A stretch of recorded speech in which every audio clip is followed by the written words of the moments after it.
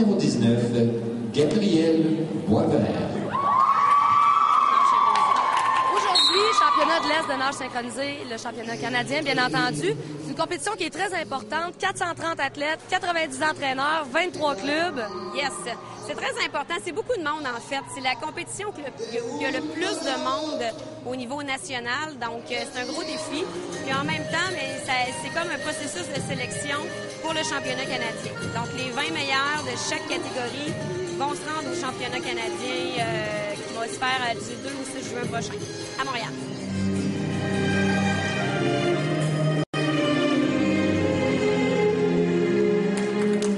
Motive une jeune fille à commencer la nage synchronisée? Ma mère m'a inscrit, j'ai aimé ça. Puis j'étais plus jeune, puis j'ai dit je vais me rendre aux Olympiques. Puis c'est comme ça que mon rêve a débuté. À la base, pourquoi as-tu commencé à pratiquer ce sport?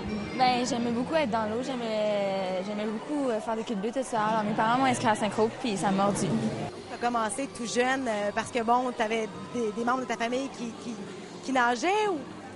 Non, je connais une fille qui est allée aux Olympiques, puis elle m'a vraiment incité à venir faire de la nage synchronisée. Okay, donc, qui est cette fille qui peut être un idole? C'est Nathalie Audette. Okay. Ouais. Donc, c'est elle qui t'a vraiment inspirée? Oui.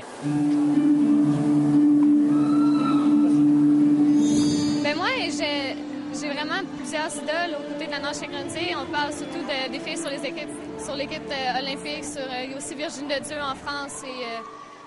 Élise Marcotte, oui, Marie-Pierre Boudreau-Gagnon, toutes les filles, ouais. Est-ce que tu as un modèle ou une idole? Ben c'est sûr qu'Élise Marcotte en a fait beaucoup, oui. Pour vécu bien des épreuves, puis s'est passée à travers. Élise Marcotte, un modèle pour les jeunes athlètes ici, une athlète médaillée olympique à Pékin. Oui, c'est sûr, c'est toujours un modèle. À chaque fois qu'Élise vient, les petites filles la regardent avec des yeux brillants. Puis c'est parce que c'est une athlète, puis c'est une personne extraordinaire. Elle aime donner de son temps, elle aime faire des démonstrations, elle aime aider la relève. Donc c'est un beau modèle pour nos petites jeunes qui commencent.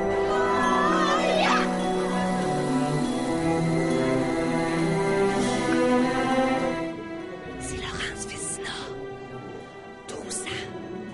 En novembre 2009, elle est au championnat du monde en Belgique. Ils sont arrivés première en équipe. Yes! Jessica, numéro 30, Marie-Ève Chouinard.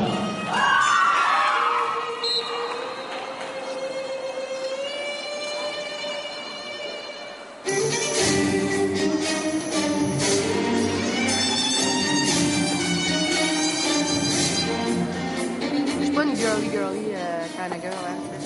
Fait que ça me fait peur. On dirait que je m'en vais chez le dentiste ou chez le docteur, me faire donner un vaccin. Je sais pas, j'ai peur, j'ai vraiment peur. Ça fait peur, tout ce matériel-là. Ah ben? Vous remarquez que quand Maud a du maquillage, là, elle a une petite attitude, genre, elle est pas pareille comme d'habitude, tu sais. Elle parle autrement ou elle fait des petits mots, tu sais. C'est comme un homme à Halloween qui se déguise en femme, il aime ça, tu sais. Maud, je suis comme le rôle de la fille aujourd'hui. Aimes-tu mon maquillage, Laurence? Oui? Trouves-tu que ça me fait bien? Oui, très bien.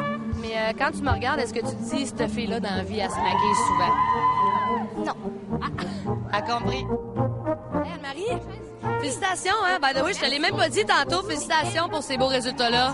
Je peux te dire de quoi? Ouais. Comme, juste pour que tu saches, là. Tu sais, les maquillages, là. Ton maquillage, mon maquillage? il est pas correct. T'as l'air d'un clown. La caméra, là, ici, là, il y a trop de pôles. Faut que ça soit à l'intérieur, le pôle. Sinon, on a l'air d'un clown. Faut qu'il y ait du foncé sur le côté pour agrandir les yeux. Fait que là, tu fais pas un bon maquillage à synchro. Je suis désolée. Pas pire. Tu fais l'équipe du Canada qui me dit que mon maquillage est pas correct. Non, mais c'est juste pour pas que t'aies l'air folle devant la caméra. La prochaine fois, mettons. OK, depuis tantôt que je vois des têtes gelées, là. Des têtes belles luisantes. Puis c'est quoi, hein, la... C'est de la gélatine, ça permet à tenir nos cheveux.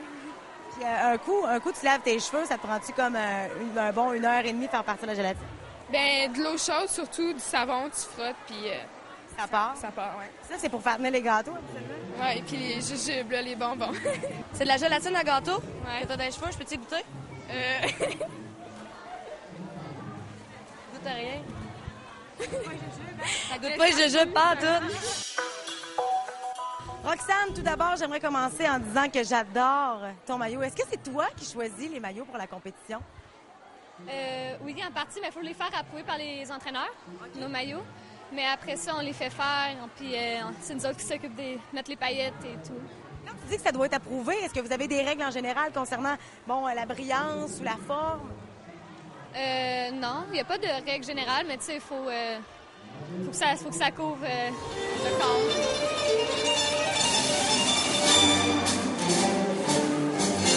Les nageuses doivent être belles comme ça, étant donné que la moitié du temps, ils ont la tête par en bas, en dessous de l'eau.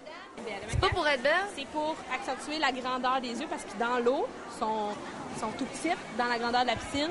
Fait qu'en mettant du maquillage, ça accentue la grandeur des yeux, on voit plus l'expression du visage. C'est quoi le côté le plus agréable de la nage synchronisée, que ce soit même parce que vous vous coiffez, vous êtes belle, vous vous maquillez.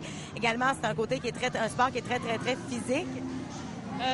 Moi, ce que j'aime le plus, c'est comme me sentir dans l'eau, me dépasser comme en retenant mon souffle, puis essayer d'être la plus haute possible. 7.3, 7.1. Au Québec, on est très fort en nage synchronisé. C'est ça qui arrive. Puis, Montréal, Québec, on a toujours été deux clubs qui se sont compétitionnés très, très fort. C'est super parce que pour nous, ça nous pousse à être meilleurs, puis eux autres aussi. Donc, la tradition se poursuit. Encore cette année, c'est nos plus grandes rivales.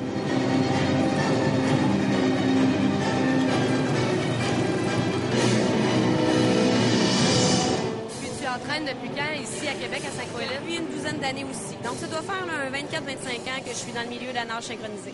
Mais toi, en tant qu'entraîneur, semble-t-il que tu es un excellent modèle aussi, très ferme. Ton compte 1-2, il est parti légèrement en reculant, mais après ça, tu t'es rattrapé. Très organisé. Beaucoup mieux sur le tour. Très sévère. Ah oui, c'est ce que les filles m'ont dit. C'est ça qu'ils ont dit. Ouais, Okay, très rigide, très rigide. Ensuite, quand tu arrives ici, il faut vraiment que tes hanches avancent un petit peu plus proche de tes épaules. Puis surtout, il faut que tu gardes tes mains devant. Tes mains sont toujours en arrière quand tu arrives là, fait que tu es en déséquilibre. Si la pratique finit à 5 heures puis tu l'as pas ta figure, tu vas rester. Tu continues. Tu vas rester jusqu'à temps que tu l'aies. Et voilà. Attention, tu pars tout le temps un petit peu en reculant à cause de ton overpike. OK? Fait que ça, il faut vraiment que tu fasses attention à ça. Non, regarde, faut que tu rendes la marchandise quand c'est le temps. Donc, on a les bons résultats. Pas. Voilà, on a les résultats qu'on a, mais c'est des filles vraiment le fun, par exemple, à entraîner. J'ai pas besoin d'être si rigide. Je suis rigide quand c'est le temps. Puis quand c'est le temps d'être le fun, c'est le fun. Oui, pas mal ça. OK. J'imagine que le rôle d'entraîneur est super important. Oui, vraiment. C'est eux qui nous corrigent, c'est eux qui font en sorte qu'on donne le meilleur de nous-mêmes. Là. Eux croient en vous, ils veulent que vous réussissiez, puis vous voulez les satisfaire, si on veut. Nous satisfaire premièrement, puis c'est pas mal ça. Maintenant, ici, t'as aussi trop de mains au début. Donc, Geneviève, elle joue quel rôle dans ta vie? C'est mon entraîneur, puis elle m'aide, là. Ouais. C'est quasiment ma mère, parce que je la vois plus que mes parents. C'est ça, étant donné que t'es toujours dans l'eau, t'es toujours en compétition, toujours en pratique. Ouais. C'est comme quelqu'un de proche, là, pour moi.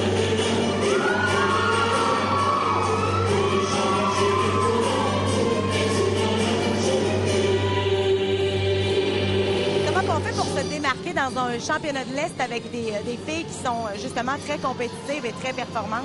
Selon moi, c'est vraiment montrer qu'on est capable de le faire, qu'on est confiante, puis vraiment user de tout ce qu'on peut. Comme moi, c'est la flexibilité. Je vais montrer mes forces, puis essayer de moins montrer mes faiblesses pour être capable d'en tirer les avantages. Toi, comment tu fais pour te démarquer des autres?